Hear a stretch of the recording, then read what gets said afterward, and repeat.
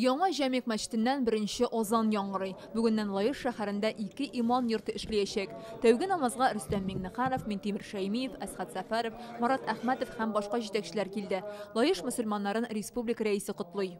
Ул безнең бер җыелып, Алла белән аңлашырга шундый урыныбыз була.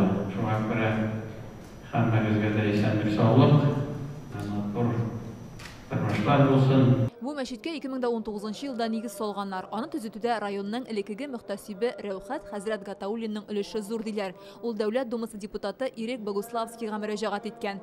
Мөхтәсиб 3 елдан соң вафат була. Мәчетне хәйрияче эшмәкәрләр Михаил Сыровацкий белән Ирек Богуславскийлар төзетеп чыга. Әниләре истәлегенә Зәйнәп дип атаганнар. Бизнес вәкилләренең гыйбадәт йорты салдыруы халкыбызда электән килгән күркәм эш ди Татарстан мөфтие. Борынгы иске мәчетләргә безгә игътибар итсәк, онда bir boy кешенең тәэсире булган. Мисал өчен Зәңгәр мәчете булсын, Галиев мәчете булсын, Мөхәммәд Җан Галиев аны салдырган, Пешен базары булсын, Мәрҗани булсын. Мәчет 400 кешене сыйдыра. Проекты белән кунакларны таныштырдылар. Ул ак мәрмәрдән эшләнгән. Тәрәзә уемнарында милли бизәкләр чагылыш тапкан. Мәчетнең икенче катында мәдрәсә урнашкан. Монда халык намаз уку тәртибен һәм ислам нигезләрен өйрәнә алачак. Моның өчен монда иркен менә шундый 3 уку сыйныфы бар. Монда никахлар укылыр, яңа туган балаларга исем кушылыр дип өметләнә имам Алмаз хәзрәт.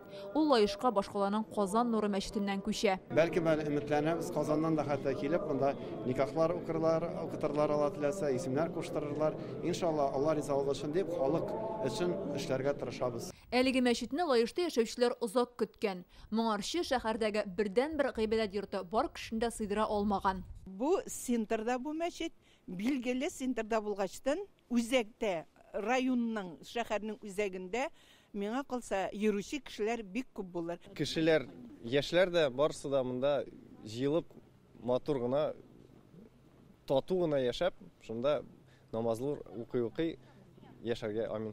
Город Екатеринбургтан күчеп килеп торабыз монда. Анда бик мәчеткә йөргән кеше түгел, монда бик сөендек мәчет салганга. Йөрергә тырышырбыз инде бөтен канунларны итеп. Менә Алла бирсә хәзер ураза башлана. Рамазан аенда монда ифтар мәҗлесләре үткәргә планлаштыралар һәм таравих намазлары укылачак. Фәрүзә Мәҗитова, Гадел Миндубаев, Яңа Гасыр каналы.